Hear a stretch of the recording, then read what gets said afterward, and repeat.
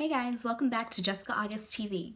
Today is another Motivational Monday and we're going to be talking about to infinity and beyond. I know that some of you have, actually, who hasn't watched Toy Story? We all grew up on it, we loved the movie, but there are some really great valuable lessons that you can learn from one of the characters, Buzz Lightyear's, famous slogans or lines, to infinity and beyond. Okay.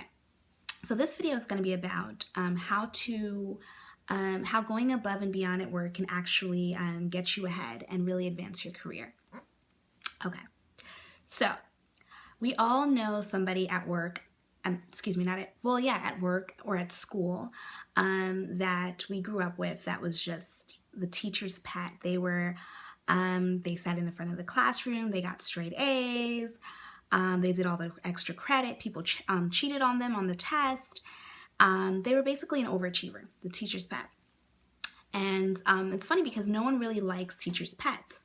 They may be annoying with their like overachieving ways, but let's be honest with ourselves and think, whenever the teacher had a special assignment, reward, treat, or anything to give out, who did it go to?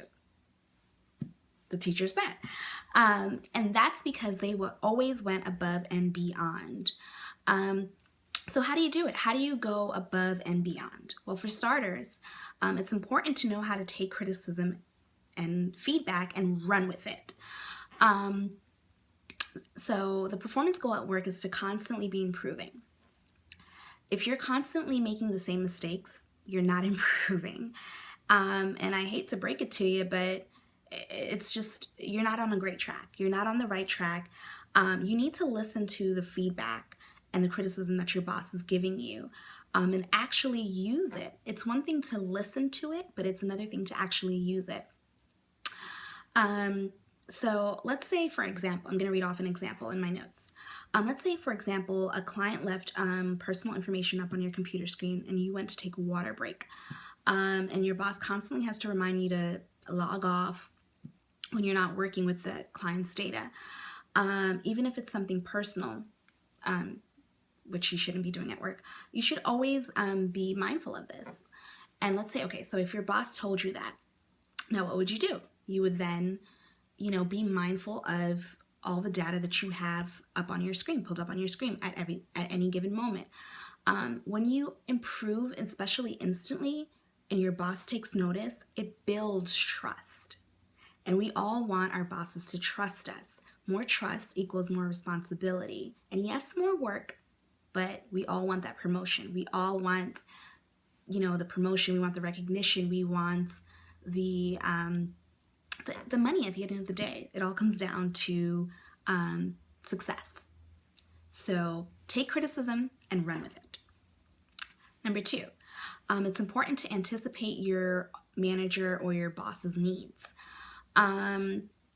So one thing that I know, as I was working as an assistant manager at a particular office branch, and I hated having to constantly repeat myself or remind the staff that I was working with to do the same thing over and over and over again, but also things that were just kind of like common sense that I felt like I didn't need to tell them. I think one of the best actions you can actually take in the workplace is to just anticipate your manager's needs. It makes my life easier, or your manager's life easier, and it makes your life easier because I don't have to come back, or your manager doesn't have to come back and just ask you to do something that you just, you've already taken the liberty of doing. And it saves you time and energy too, because now you can move on to the next task because you've gotten all those tasks already accomplished. And it also shows that you are a self-starter. You're a motivated self-starter. You can actually do things on your own without having people spoon-feed you assignments. And this is great in the event that your manager needs to step out of the office one day or may not even be able to show up to the office. And so yeah, if they ever need to be outside of the office, you can definitely step up to the plate. All right, we're down to our last one. Tip number 3 on how to go to infinity and beyond at work. So our last tip is to get out of the way and get it done. well, get out of your way and get it done. So it's like 4:55, 5 o'clock, and you tend to start looking at the time and packing up for work. Don't do that. when you when you start doing that, your boss and your boss actually takes notice of that and says, this is somebody that doesn't want to take one for the team. This is someone that cares more about themselves than the team, and you don't want to be that guy.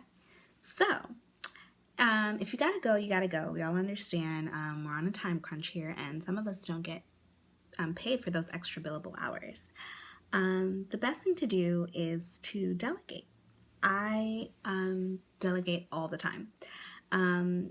If there's a colleague of yours that's around that doesn't mind staying, and let's say you're dealing with a client, whether it's face to face, over the phone, via email, say, hey, do you mind calling back in tomorrow morning first thing? I can definitely be of service to you then.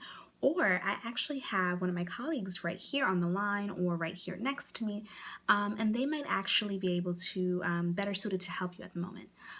Please hold, and then direct them as accordingly. You may even be better equipped to handle that task, but it's the gesture that counts. It's the fact that you took the time out to acknowledge their need, acknowledge the urgency of their need, and that you were kind and kind enough to redirect them to someone that could help them at the moment. And that doesn't go unnoticed. Trust me, it doesn't go unnoticed. So those are the three. I don't want to be too long-winded. Those are the three quick tidbits for how to go infinity and beyond at work.